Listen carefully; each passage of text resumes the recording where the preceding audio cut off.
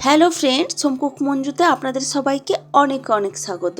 আজ আমি বানাবো দুর্দান্ত একটি রেসিপি। সেটি হচ্ছে মাছের তেল দিয়ে বেগুনের একটি রেসিপি। ভীষণই সুস্বাদু হয় এই রেসিপিটি। তো গরম ভাতে তো এই রেসিপির স্বাদ অসাধারণ লাগে। তো এই রেসিপিটি আজ আমি কিভাবে বানাচ্ছি এখন আপনাদের সাথে এটাই শেয়ার করছি। চলুন। এখানে দেখুন, কড়াইতে আমি অল্প পরিমাণে তেল দিয়েছি। তেলটা সামান্য গরম হয়ে যাওয়ার পর তেলের ওপর আমি দিয়েছি একটা শুকনো লঙ্কা আর অল্প একটু গোটা জিরে।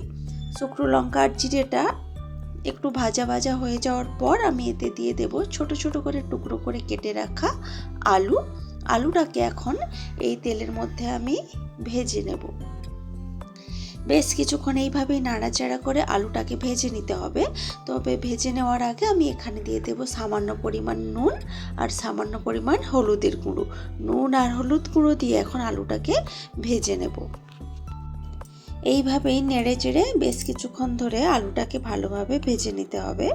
আলু যখন একটু ভাজা ভাজা হয়ে আসবে তখন আমি এর মধ্যে দিয়ে দেব বেগুন। সেটাকেও আমি ছোট ছোট করে টুকরো করে কেটে রেখেছি। আলুটা বেশ কিছুক্ষণ ভেজে নেওয়ার পর বেগুনটা দিলাম, কারণ বেগুন খুব তাড়াতাড়ি সফট হয়ে যায়, কিন্তু আলু একটু টাইম লাগে। সেই জন্য আলুটাকে কিছুক্ষণ রান্না করে নেওয়ার পর বেগুনটা আমি অ্যাড করলাম। এখন আলু আর বেগুন একসাথে ভালোভাবে ভেজে নিচ্ছি।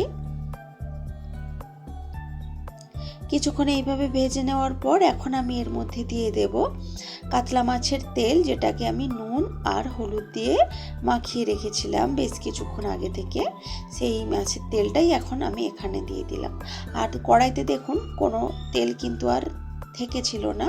একদমই অল্প পরিমাণ তেল দিয়ে আমি আলু বেগুনটা ভাজতে দিয়েছিলাম, কারণ মাছের তেলের মধ্যে এতটা পরিমাণ তেল থাকে। সেই জন্য মাছের তেল আবার রান্না করার জন্য, চচ্চড়ি করার জন্য তেলের কিন্তু সেইভাবে প্রয়োজন হয় না। তো একটু কিছুক্ষণ রান্না করার পরই দেখুন কতটা তেল বেরিয়ে গেছে। তো এখন আমি এর মধ্যে দিয়ে দিচ্ছি কিছুটা লঙ্কার গুঁড়ো আর কিছুটা জিরের গুঁড়ো। লঙ্কার গুঁড়ো আর জিরের গুঁড়োটা দিয়ে একসাথে ভালোভাবে মিশিয়ে নিচ্ছি এবং ভালোভাবে এটাকে রান্না করে নিচ্ছি। আর যত টাইম যাবে তত কিন্তু মাছের তেলটা গলতে শুরু করবে।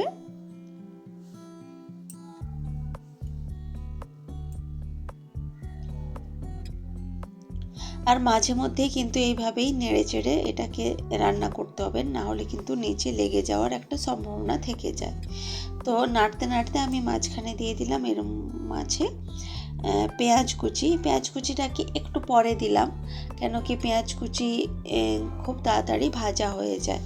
প্রথম থেকে যদি ভাজতে দিয়ে দিতাম পুরো রান্নাটা কমপ্লিট হতে হতে পেঁয়াজ কুচিটা পুড়ে যেত। এই রান্নাতে যেহেতু কোনো রকম জল থাকছে না, পুরোটা তেলের মধ্যেই ভাজা হবে, তো সেখানে কিন্তু পেঁয়াজ কুচিটা তো যেহেতু ভাজা হবে এতক্ষণ ধরে, বেশিক্ষণ পেঁয়াজ কুচিকে ভাজলে সে তো পুড়ে যায়। সেই জন্য আমি পেঁয়াজ কুচিটাকে অনেকটা পরে দিলাম। তো পেঁয়াজ কুচিটা দিয়ে ভালোভাবে এটাকে কিন্তু মিশিয়ে নিলাম এবং ভালোভাবে রান্না করে নিচ্ছি এইভাবেই নেড়ে চেড়ে।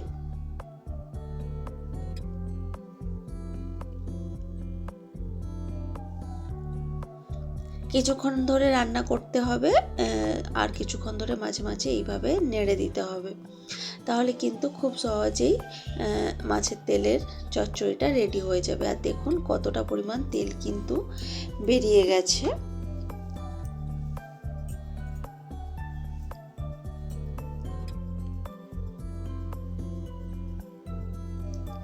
এইভাবে কিছুক্ষণ রান্না করার পর দেখবেন তেলটা পুরোপুরিভাবে ছেড়ে দিয়েছে এবং চচ্চড়ির কালারটা, মাছের তেলে যে চচ্চড়ি হচ্ছে তার কালারটাও একটা চেঞ্জ হয়ে গেছে, সুন্দর একটা কালার চলে এসেছে।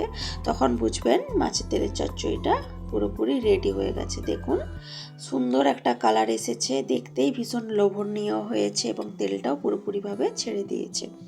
তো মাছের তেলের চচ্চড়িটা তো কিন্তু পুরোপুরি রেডি।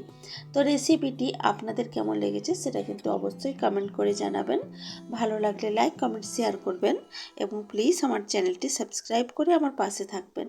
তো আজকের ভিডিওটা এ পর্যন্তই থাক। দেখা হচ্ছে অন্য কোনো দিন অন্য কোনো ভিডিওতে অন্য কোনো রেসিপির সাথে। তো আজকের মতো টাটা, বাই বাই।